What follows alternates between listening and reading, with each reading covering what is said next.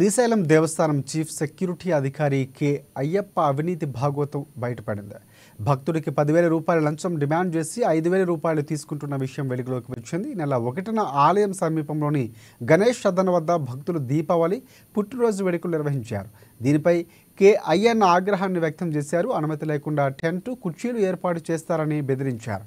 వేడుకలు రాద్ధాంతమయ్యాయంటూ భక్తుల నుంచి లంచం డిమాండ్ చేశారు.